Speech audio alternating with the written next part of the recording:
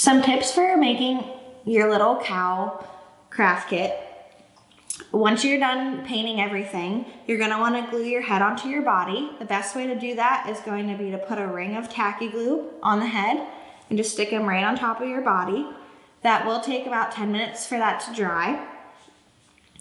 Other things that you're going to use your tacky glue for, you're going to use them to glue in your ears and the horns on your little cow. So you're going to notice you're going to have 4 holes.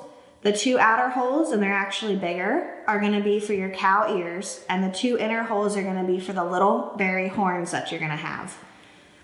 What I would recommend for your cow ears, you're going to want to try to bend them just a little bit before putting them in, and then I would either put glue right into the hole or on the back of your ear to help glue them together.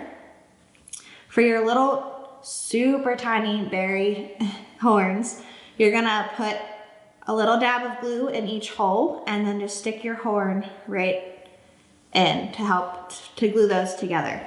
And then the last thing that you can glue together on here is going to be your wood biscuit base. And the best way to do that is to put a ring at the bottom of your little cow body and then just set them right on top of the wood biscuit base.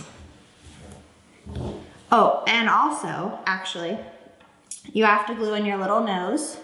So you're gonna put a ring of glue right here and then just put your nose in. And again, this is something that might be hard whenever you set your cow up.